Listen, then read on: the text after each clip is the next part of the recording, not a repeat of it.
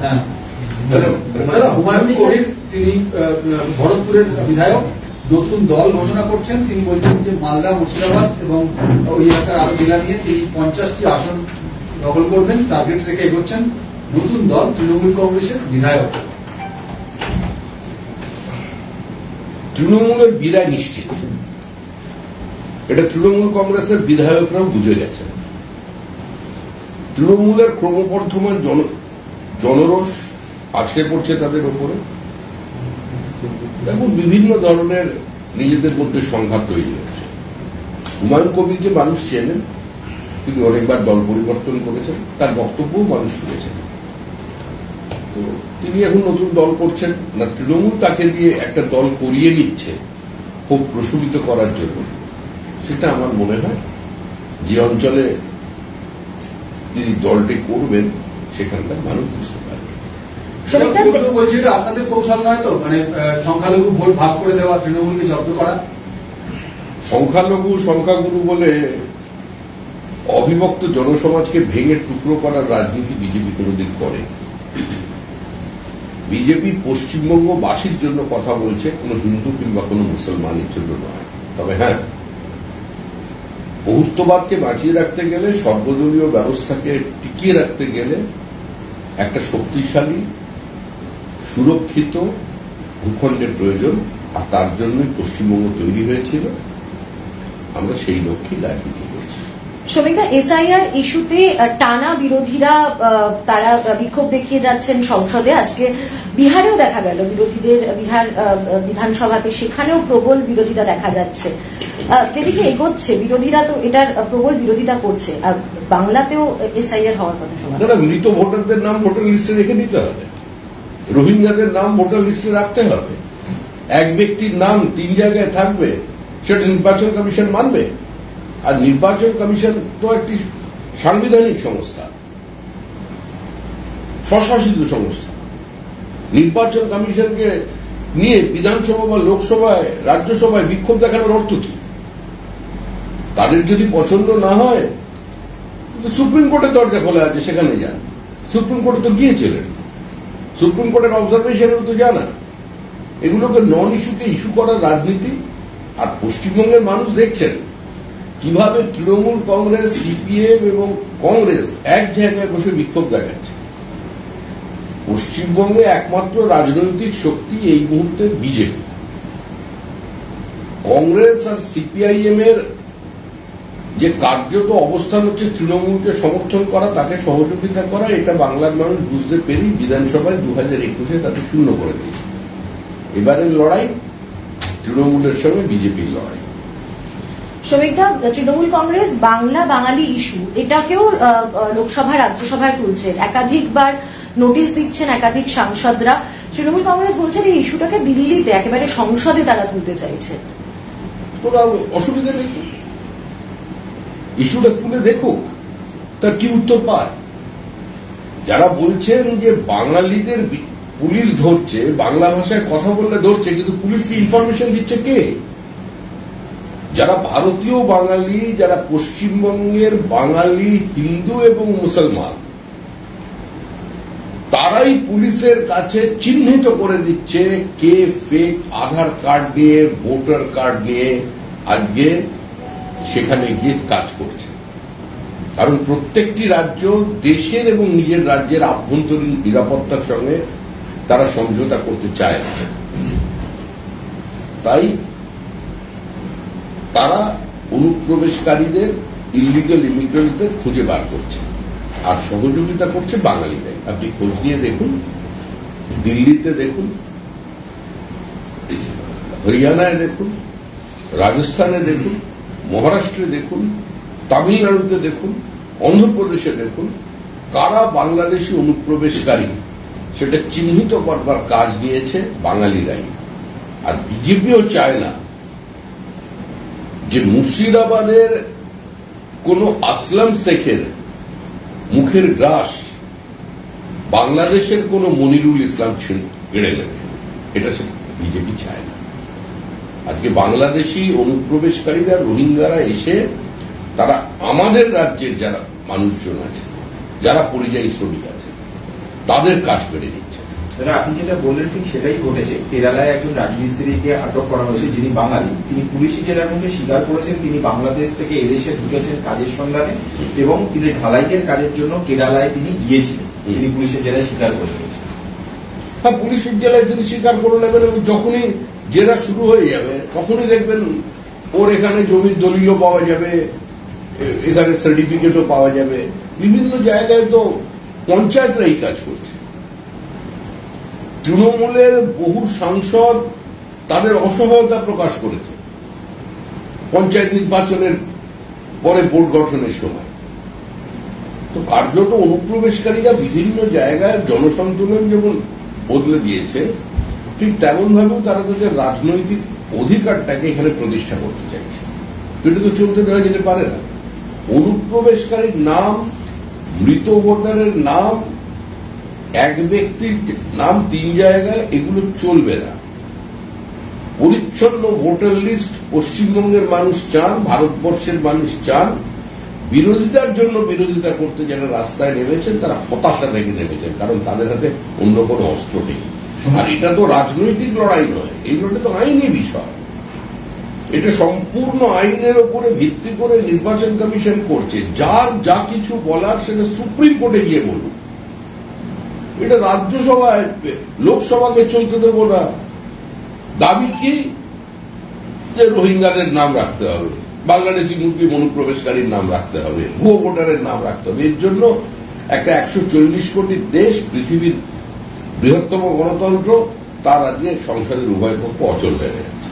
কিন্তু দাদা, হরিয়ানাতে হরিয়ানার গুরুগ্রামে বেশ কিছু বাঙালি শ্রমিককে আটক করা হয়েছিল, কিন্তু পরে এখান থেকে তাদের নথিপত্র পাঠানোর পর তাদের ছেড়ে দেওয়া হয়েছে।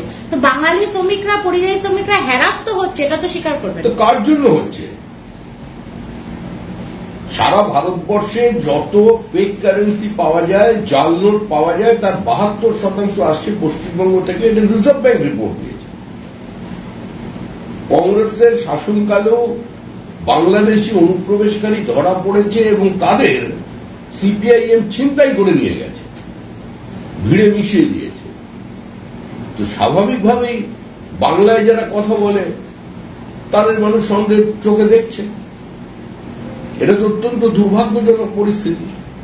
আর বাংলা যেখানে এত এগিয়ে, যার জিডিপি ন্যাশনাল জিডিপির থেকে বেশি, কৃষকের রোজগার 3 গুণ, 40 লক্ষ কাজটা দিয়েছেন, 40% বেকারত্ব কমিয়ে দিয়েছেন, তাহলে এত বাঙালির বাইরে যাবার দরকারটা কি? সমীরবাবু, আপনি রাজ্যসভার সাংসদ, দেখা যাচ্ছে যে বিএসসির মিটিং প্রায় 5 বার সময় পরিবর্তন করতে হবে। জগদীশ ধনকর ইস্তফা দিয়ে কি সরকারকে অস্বস্তিতে ফেলে দিয়েছে? দেখুন, আমি বিএসসির সদস্য নই, আর আমি কম্পিটেন্ট অথরিটিও নই। যারা দলের পক্ষ থেকে ওই মিটিং অ্যাটেন্ড করেন, এর উত্তর তারা দিতে পারবেন। জগদীপ ধনকর একজন অত্যন্ত সম্মানীয় ব্যক্তিত্ব। জগদীপ ধনকরের দীর্ঘ সামাজিক জীবন সম্পর্কে মানুষ অবহিত। রাজ্যপাল হিসেবে তার কার্যকালকে মানুষ দেখেছেন। তৃণমূলের সঙ্গে কি সম্পর্ক ছিল সেটাও পশ্চিমবঙ্গের মানুষ দেখেছেন। তার নির্বাচনের সময় তৃণমূলের কি ভূমিকা ছিল সেটাও মানুষ দেখেছেন। অ্যাবস্টেইন করে যাওয়াটা মানুষ এখনো ভোলেননি এবং তিনি স্বাস্থ্যের কারণে পদত্যাগ করেছেন। এই ধরনের একজন উচ্চতার মানুষের ক্ষেত্রে সেটাকে গ্রহণ করে দেওয়া উচিত। সেই বিবৃতি কল্যাণ বন্দ্যোপাধ্যায় দিয়েছিলেন। তারপরে হয়তো রাত্রে বকাচকা খেয়ে পরের দিন আবার তৃণমূলের ধারাবাহিকতা বজায় রেখে তিনি আরেকটা বিবৃতি দিয়েছেন। কিন্তু তিনি বলছেন যে রীতিমতো থ্রেট করা হয়েছিল। কল্যাণদা বলছেন যে রীতিমতো থ্রেট করা হয়েছিল ধনকরকে, বলা হয়েছিল 9টার মধ্যে ইস্তফা না দিলে ইমপিচমেন্ট করা হবে তার। কল্যাণ বন্দ্যোপাধ্যায়ের কথা যদি দেশের মানুষ বিশ্বাস করে করবেন, পশ্চিমবঙ্গের মানুষ যদি বিশ্বাস করেন করবেন। এ নিয়ে আমার কি বলার থাকতে পারে? গণতান্ত্রিক দেশ, প্রত্যেকের কথা বলার অধিকার আছে। আর এমনি কল্যাণ বন্দ্যোপাধ্যায়ের মধ্যে বীর রসের একটা আধিক্য আছে। তিনি বিভিন্ন সময় ধরে বিবৃতি দিয়ে থাকেন, দিচ্ছেন। আপনাদের 77 থেকে একেবারে শূন্যে নামিয়ে আনতে তৃণমূল কংগ্রেস বাংলায় এবার পাড়ায় সরকার, পাড়ায় সমাধান নিয়ে যাচ্ছে, যেখানে 10 লক্ষ টাকা করে বরাদ্দ করা হচ্ছে, 3টে করে বুথ নিয়ে একটা করে সমাধান করা হবে, যেটা রাজনৈতিক ভাবে আপনারা চাপে পড়ে যাবেন। আরে আমরা রাজনৈতিকভাবে চাপে পড়বো কেন? আমরা তো এই বলছি আমাদের কর্মীদের, এই গ্রামের প্রত্যেকটা মানুষ তাদের সমস্যা নিয়ে যান, যার জলের সমস্যা, যার বাড়ির সমস্যা, যার রাস্তার সমস্যা, যা কিছু তাদের সমস্যা আছে সেই সমস্যা নিয়ে পৌঁছে যান। ওই 10 লক্ষ টাকা দেওয়ার জন্য যারা আসছেন তাদের কাছে একদম ছাড়বেন না। আপনাদের টাকা আপনাদের ফেরত দিতে যাচ্ছে। হঠাৎ 8,000 কোটি টাকা নিয়ে নেমে পড়েছেন ময়দানে। আমরা তো বলছি, আমাদের কর্মীদের বলছি, প্রত্যেকটা পাঠান ওই ক্যাম্পে, প্রত্যেকটা গ্রামের মানুষ ওখানে গিয়ে তাদের যা অভাব অভিযোগ আছে জানান। আসলে বিষয়টা হচ্ছে দেশ, পশ্চিমবঙ্গের সবচেয়ে বড় সমস্যা হচ্ছে তৃণমূল কংগ্রেস। পাড়ায় পাড়ায় সমস্যা হচ্ছে তৃণমূল কংগ্রেস। সেই জন্য মানুষই সমস্যার সমাধান করে দেবে। দাদা, দিলীপ ঘোষ বলেছেন কি লাস্ট এমপি ইলেকশন যে পার্টি এক্সপেরিমেন্ট করেছিল সাকসেস হল না, আপনি কি? দিলীপ ঘোষ বলেছেন। দিলীপ ঘোষ বলছেন গতবার নির্বাচনে পার্টি যে এক্সপেরিমেন্ট করেছিল সেই এক্সপেরিমেন্ট সফল হয়নি। দিলীপ ঘোষ কি বলেছেন ওটা জানেনি, আর এই নিয়ে আমি কোনো দাদা, গতকাল উত্তরবঙ্গে চা বাগানের থেকে 56 জন মহিলা, তাদেরকে পাচার করা হচ্ছিল, তাদেরকে পুলিশ উদ্ধার করে। আজকে আবার নতুন করে সেই 56 জন মহিলা উদ্ধার হওয়া মহিলা তারা অভিযোগ করছেন যে যারা পাচার করেছেন তারা এখন ফোন করে তাদেরকে হুমকি দিচ্ছেন যে পুলিশের কাছে কেন তারা চলে গিয়েছেন, পুলিশ তাদের উদ্ধার করার পর কেন তাদের কথা বলে দিয়েছে। এখন এই মুহূর্তে পশ্চিমবঙ্গে সমাজ বিরোধীদের সর্বরাজ্য হয়ে গেছে। তাদের কোনো ভয় নেই, কারণ তাদের অভয় দিচ্ছে তৃণমূল কংগ্রেস। শুধু বুথে লিড দাও, তাহলেই তোমার সমস্ত দোষ শেষ হয়ে যাবে। স্বাভাবিকভাবেই তারা মনে করছে এই সরকারটা তাদের সরকার, এখন পুলিশের কাছে যাবে কেন, সেই জন্য হুমকি দিচ্ছে। এতে ভোট পরবর্তী হিংসায় সিবিআই তদন্ত করছে, তৃণমূল কংগ্রেস কর্মী কি পুলিশ হুমকি দিচ্ছে যে আপনার নিরাপত্তার দায়িত্ব আমরা নিতে পারবো না। স্বাভাবিক আছে। সুমিন্দা, আপনারা বাংলাতে সবসময় বলেন যে দুষ্কৃতীদের সেফ হোম, আপনি নিজেই বলেন, কিন্তু দেখা যাচ্ছে যে আমাদের ডাবল ইঞ্জিন সরকারের উত্তরপ্রদেশ গাজিয়াবাদে একটা নকল দূতাবাস রীতিমতো আবিষ্কার করা গেছে। পুলিশ সেখানে রেড করেছে, প্রচুর সরকারি নকল নথি উদ্ধার হয়েছে, একজনকে গ্রেপ্তারও করা গিয়েছে। একটি দেশের দূতাবাস হিসেবে চালানো হচ্ছিল একটা বাড়ি ভাড়া। কে রেড করেছে?